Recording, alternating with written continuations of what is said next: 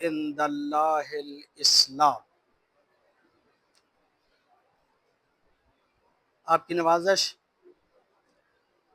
وقت کا تعین کر دیا گیا ہے اور یہ آج کا موضوع جو میں آپ کی خدمت عالیہ میں عرض کرنا چاہتا ہوں،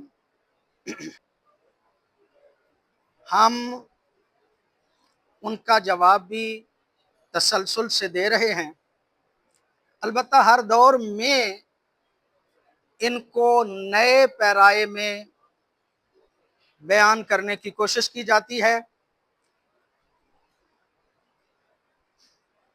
بہت اہم موضوع ہے ایک جو شیعت کے حوالے سے اعتراض کیا جاتا ہے، وہ ہمارا ایک نظریہ ہے جس نظریے کو بدع کہا جاتا ہے۔ عام مومنین شاید اس بات کی طرف متوجہ نہ ہوں، لیکن ہمارے مذہب میں ہمارے نقطہ نظر سے یہ بہت اہم عقیدہ ہے، عقیدہ بدع۔ اور یہ عقیدہ بدع جو ہے، اس کو بعض لوگوں نے سمجھا نہیں، یعنی شیعت کے علاوہ لوگوں نے اس کو سمجھا نہیں اور اس پہ اعتراض کیے ہیں۔ میں مختصراً وہ بدع بھی عرض کرتا ہوں اور اس کے حوالے سے مختصر وضاحت بھی آپ کی خدمت عالیہ میں عرض کرنے کی کوشش کرتا ہوں۔ بدع کا معنی ہے ظہور بعد الخفا، مخفی ہونے کے بعد کسی چیز کا ظاہر ہونا، اس کو بدع کہا جاتا ہے۔ اعتراض یہ ہے کہ شیعہ یہ کہتے ہیں بقول ان کے کہ اللہ کو کچھ چیزوں کا پہلے پتہ نہیں ہوتا اور بعد میں پھر اللہ کو بدع واقع ہوتا ہے، یعنی اللہ کے حضور وہ چیز ظاہر ہو جاتی ہے۔ یہ ہے بنیادی وہ مسئلہ جسے بدع کہا جاتا ہے اور یہ ان کا اعتراض ہے۔ مثال کے طور پہ وہ کہتے ہیں کہ حضرت امام جعفر صادق علیہ السلام کے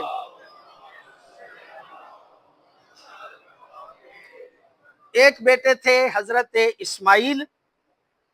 پہلے اللہ حضرت اسماعیل کو امام بنانا چاہتا تھا، بعد میں اللہ کو بدع واقع ہو گیا کہ نہیں، اسماعیل نہیں بلکہ موسیٰ کاظم جو ہیں وہ امام ہوں گے۔ اسی طرح کے اور واقعات بھی موجود ہیں۔ میں انتہائی اختصار سے آپ کی خدمت میں عرض کروں کہ ہمارا نقطہ نظر جو بدع کے حوالے سے ہے، وہ ظہور بعد الخفا نہیں بلکہ اظہار بعد الخفا ہے۔ ظہور اور اظہار میں فرق یہ ہے، ایک مرتبہ وہ کہتے ہیں اللہ کو پتہ نہیں تھا اور اس کے لیے وہ چیز ظاہر ہو گئی۔ ہم یہ نہیں کہتے، ہم کہتے ہیں اللہ کو پہلے سے پتہ تھا، لیکن مصلحت وقت اور لوگوں کی مصلحت کے تحت اللہ نے اس کام کو ظاہر بعد میں کیا تھا، یعنی اللہ نے مصلحت وقت کے تحت اس کا اظہار بعد میں کیا تھا۔ اللہ کے علم میں تبدیلی نہیں آئی بلکہ بندوں کے علم میں تبدیلی آئی ہے۔ یہ بنیادی فرق ہے، اس پہ توجہ فرمائیے گا۔ وہ کہتے ہیں کہ شیعہ یہ کہتے ہیں کہ اللہ کو پہلے علم نہیں تھا، نعوذ باللہ من ذالک، یعنی وہ اللہ کی طرف جہالت کی نسبت دیتے ہیں کہ اللہ کو پہلے پتہ نہیں تھا، بعد میں بدع واقع ہوا، بعد میں اسے پتہ چلا تو اس نے اس کام کو تبدیل کر دیا۔ میں عرض کروں کہ اس کائنات میں اللہ نے جو نظام بنائے ہیں وہ دو ہیں، ایک نظام تکوین ہے، ایک نظام تشریع ہے. نظام تشریع جو ہے وہ یہی نماز روزہ شریعت کے معاملات، اسے نظام تشریع کہا جاتا ہے. ایک نظام تقوین ہے. نظام تقوین کا مطلب یہ ہے چاند، سورج وغیرہ، زمین آسمان کا بنانا، یہ نظام تقوین ہے. میں اپنے برادران کی خدمت میں عرض کرنے کے لیے کہہ رہا ہوں کہ ایک ہوتا ہے نسخ فی التشریع، یعنی شریعت میں بعض حکم پہلے دیے جاتے ہیں، بعد میں بدل دیے جاتے ہیں. اگر شریعت میں تبدیلی ہو تو اس کو نسخ کہا جاتا ہے، اگر تکوین میں تبدیلی ہو تو اس کو بدا کہا جاتا ہے. قابل توجہ بات ہے، نسخ فی التشریع کے برادران بھی قائل ہیں. وہ بھی کہتے ہیں پہلے ایک حکم ہوتا ہے، بعد میں اللہ اس کو منسوخ کر دیتا ہے. وہ پہلے ایک حکم کیوں دیا، بعد میں منسوخ کیوں کیا؟ اس کا مطلب یہ ہے کہ مصلحت پہلے کسی اور حکم کی تھی، بعد میں کسی اور حکم کی ہو گئی. تو جب پہلی مصلحت تھی تو حکم اور تھا. مثلا شراب کے بدلنے میں، شراب کی تبدیلی میں کئی مرحلے آئے ہیں. پہلے یہ کہا گیا کہ لا تقربوا الصلاۃ وانتم سکارا، نشے کی حالت میں نماز کے قریب نہ جاؤ، یہ پہلا حکم ہے. بعد میں اس حکم کو منسوخ کر کے کہہ دیا گیا کہ انما الخمر والمیسر والانصاب والازلام رجس، یہ خمر رجس ہے، اب بالکل اس کے قریب نہیں جانا. میرا سوال یہ ہے، کیا اللہ پہلے دن سے نہیں جانتا تھا کہ شراب جو ہے وہ رجس ہے؟ بعد میں اسے پتا چلا. جو جواب آپ کا نسخ کے حوالے سے ہے وہی جواب ہمارا بدا کے حوالے سے ہے. یعنی بدا در حقیقت تکوین میں ہوتی ہے، نسخ تشریع میں ہوتی ہے. اور آخری ایک بات عرض کروں آپ کی خدمت میں، معصوم ارشاد فرماتے ہیں یہ بدا ہی وہ بات ہے جس کی وجہ سے اللہ کی عظمت بڑھتی ہے. یہ بدا ہی وہ چیز ہے جس کی وجہ سے اللہ کی عبادت ہوتی ہے. کیوں؟ اس لیے کہ رزق کا بڑھ جانا، عمروں کا بڑھ جانا اور باقی تمام معاملات میں دعا کرنا، یہ کیوں ہے؟ دعا ہم کرتے ہیں اس لیے کہ مجھے بیٹا نہیں ہے، اللہ مجھے بیٹا عطا کرے. میں رزق اپنے کے اضافے کی دعا کرتا ہوں، میں اپنے عمر کی اضافے کی دعا کرتا ہوں. تو اس کا مطلب یہ ہے کہ اگر ہم بدا کے قائل نہ ہوں، یعنی اگر ہم تبدیلی تکوین کے قائل نہ ہوں تو نہ دعاؤں کی ضرورت رہتی ہے، نہ صدقات کی ضرورت رہتی ہے، نہ عمل خیر کی ضرورت رہتی ہے، نہ کسی اور چیز کی ضرورت. یہ رونقیں ہی قائم ہے بدا کی وجہ سے. ہم سمجھتے ہیں کہ ہم دعا کریں گے اللہ قبول کر کے ہماری عمر بڑھا دے گا، ہمارا رزق بڑھا دے گا، اور پھر بات لمبی ہو جائے گی. اختصار سے بات کرنا ہے. دو لوہے ہیں، ایک لوہے محفوظ ہے، ایک لوہے محو اثبات ہے. محو اثبات میں کچھ لکھا ہوتا ہے وہ تبدیل ہو جاتا ہے، لیکن وہ جو لوہے محفوظ میں ہوتا ہے وہ کبھی تبدیل نہیں ہوتا. وقت کی کمی کی وجہ سے میں تفصیلات میں نہیں جا رہا.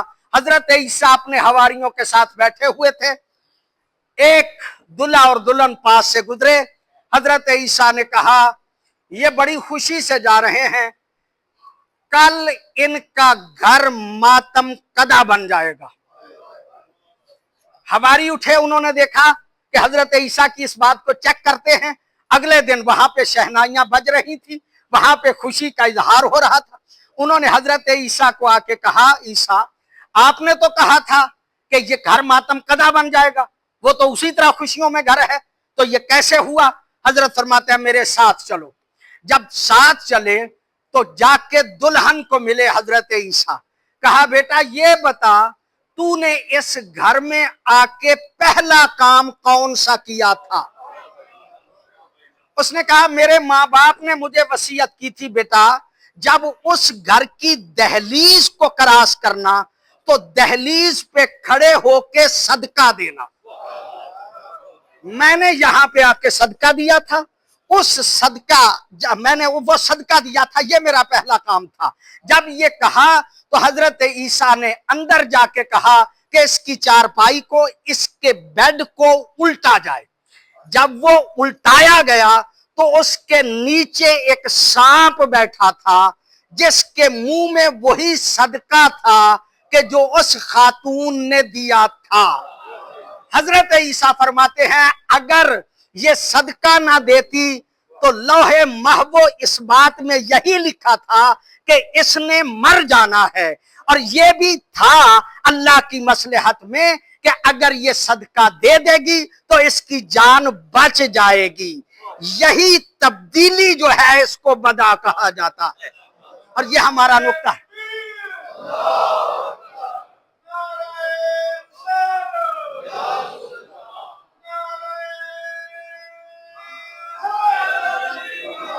بس انتہائی اختصار سے ایک بات اور عرض کروں، ہم پہ اعتراض کرنے والے ان میں ایک برادران کا، ویسے تو یہودیوں کا یہ نقطہ نظر ہے۔ یہودی کہتے ہیں اللہ نے پہلے دن سے پیدا کر کے اپنے اختیارات کچھ ہستیوں کو دے دیے ہیں، یہ یہودیوں کا نقطہ نظر ہے۔ پتہ نہیں میری بات آپ تک پہنچی ہے یا نہیں۔ یہودیوں کا نقطہ نظر کیا ہے کہ اللہ نے پہلے دن سے مخلوق کو پیدا کر کے اختیارات اپنے قریبی بندوں کو دے دیا، خود فارغ ہو گیا ہے۔ ید اللہ مغلولہ، اللہ کے ہاتھ اب بڑھے ہوئے ہیں۔ یہ نظریہ یہودیت کا ہے، کسی اور کا نہیں، اور خاص طور پہ شیعوں کا تو اصلا نہیں ہو سکتا۔ وضاحت کا وقت نہیں ہے۔ دوسرا معتزلہ کا نقطہ نظر ہے۔ معتزلہ کہتے ہیں اللہ رب العزت نے پہلے ہی دن سب کچھ کر دیا تھا، اب اسے کچھ کرنے کی ضرورت نہیں۔ سب کچھ کر دیا تھا، سب کچھ تخلیق کر دیا تھا، اب اسے تخلیق کرنے کی ضرورت نہیں۔ ان دونوں کے مد مقابل ہمارا نظریہ بدا ہے۔ اس سے ہم یہودیوں کو بھی جواب دیتے ہیں، اس سے معتزلہ کو بھی جواب دیتے ہیں۔ ہمارا نقطہ نظر یہ ہے کہ اللہ با اختیار ہے، جیسے پہلے با اختیار تھا ایسے ہی آج با اختیار ہے، ایسے ہی بعد میں اس نے با اختیار رہنا ہے، لہذا اس کے ہاتھ بدے ہوئے نہیں۔ اور دوسری بات یہ کہ ایک ہی مرتبہ اس نے کائنات کو تخلیق نہیں کر دیا، مصلحت کے تحت جو چاہتا ہے اس میں تبدیلی کرتا رہتا ہے، اور اس تبدیلی کو بدا کہا جاتا ہے۔ وما علینا الا البلاغ المبین۔